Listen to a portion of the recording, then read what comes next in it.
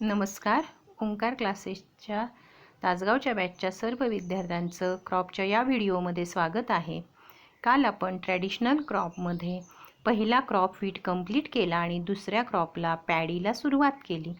त्यातले soil, climate and sowing method ह्या आपण पाहिल्या. त्यातली एक सोईंग मेथड आपली राहिलेली आहे, ती आता आपल्याला पाहायची आहे. चौथी sowing method, intensive or Japanese method of cultivation. This method is followed in the areas of assured water supply, जिथं आपल्याला खात्रीशीर पाणी मिळू शकतं अशा ठिकाणी हे वापरलं जातं. And where farmer can adopt plant protection practices and can apply heavy doses of fertiliser.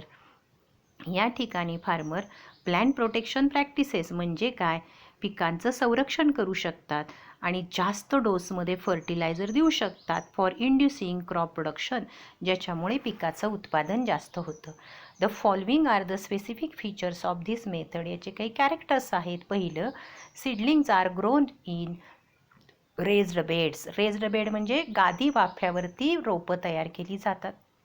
Seed rate needed is less. Seed rate हा कमी लागतो.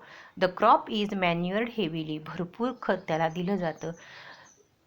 3 to 4 seedlings are transplanted at each spot in a row. एका ओळीमध्ये एका ठिकाणी 3 ते 4 रोपं लावली जातात. It facilitate interculturing operation. ह्यामुळं आपल्याला इंटरकल्चरिंग ऑपरेशन म्हणजेच मशागत करणं सोयीचं होतं. The differences in various methods of paddy cultivation. आपण ज्या वेगवेगळ्या मेथड्स पाहिल्या, मग ती कुठे वापरली जाते, त्याचा काय फायदा काय तोटा हे आपल्याला डिफरन्सेसमध्ये सांगावं लागेल. Which method is suitable to your area. आपला एरिया कुठला आहे तो बघायचा. आणि जनरली आपल्याकडे माझ्या माहितीप्रमाणे वेट कल्टिवेशन केलं जातं. वेट मेथडचा वापर केला जातो. आपण पहिल्यांदा भात क्षेत्रामध्ये भात खाचरांमध्ये पाणी भरतो आणि मग नंतर पीक किंवा रोपं लावतो. Preparatory tillage. This is different for dry and wet cultivation method.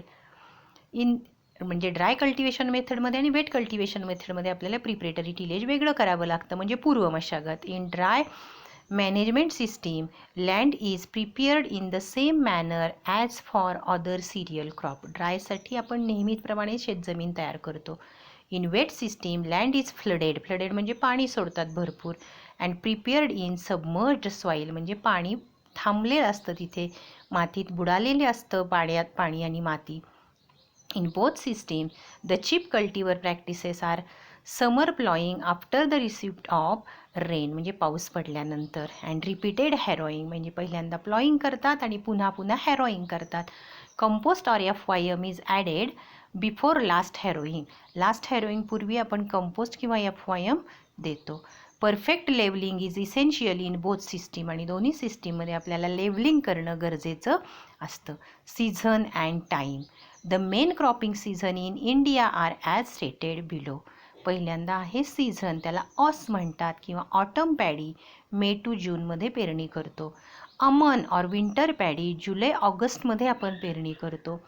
Boro or spring paddy December to जानेवारीमध्ये. आणि समर पॅडी म्हणजे फेब्रुवारी टू मार्चमध्ये. लक्षात घ्या, ही थोडी वेगळी नावं आहेत. आता seed rate. It differs with the methods of sowing as follows. ट्रान्सप्लांटिंगसाठी 25 to 40 kg per hectare. Dibbling म्हणजे टोकन पद्धतीसाठी 50 to 60 kg पर हेक्टर. याच्यानंतरचा पॉईंट आपल्याला बघायचा होता तो drilling मेथडसाठी 60 to 70 kg per hectare. आणि ब्रॉडकास्टिंगसाठी 80 to 100 kg पर हेक्टर. याच्यानंतरचा point seed selection and seed treatment. आपण सीड कशा निवडणार आहोत आणि बीज प्रक्रिया काय करणार आहोत, एवढा पॉईंट आपण अजून बघूयात. Seed should be selected from high yielding varieties. जास्त उत्पन्न देणाऱ्या व्हरायटीचा आपण सीड निवडतो. It should be clean and viable. Clean म्हणजे स्वच्छ, व्हायबल म्हणजे जिवंत असल्या पाहिजेत. It should be soaked in 1% KCl solution for 12 hours to improve germination. म्हणजे ही काय झाली, सीड ट्रीटमेंट झाली. KClच्या सोल्युशनमध्ये 12 तास आपण बुडवतो, ज्याच्यामुळं जर्मिनेशन वाढतं, सुधारतं.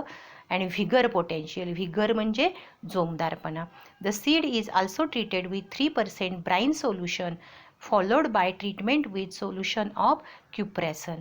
सीडला अजून एक प्रकारे ट्रीटमेंट दिली जाते. 3% ब्राईन सोल्युशनमध्ये आपण ती ट्रीट करतो किंवा क्युप्रेसनच्या सोल्युशन किंवा आणि वापरले पेरिनॉक्स, क्युप्रावेट, फॉर 10 to 15 मिनिट्स. याच्यामुळं काय होतं, this will prevent the attack of blast and blight disease. यामुळं ब्लास्ट आणि ब्लाईट डिसीज त्याच्यावरती पडत नाहीत किंवा त्याचा अटॅक होत नाही. The attack of bacterial leaf blight can be prevented by treating paddy seed with mixed solution of. म्हणजे कशाचा अटॅक, बॅक्टेरियल लीफ ब्लाईटचा अटॅक आपण प्रिव्हेंट करू शकतो by treating the paddy seed with mixed solution of streptocycline chemical आहे. या स्ट्रेप्टोसायक्लिनच्या सोल्युशनबरोबर आपण त्याला treat करायचं आहे. अँड विटेबल सिरॅसन, विटेबल शब्दाचा अर्थ पाण्यात विरघळणारं.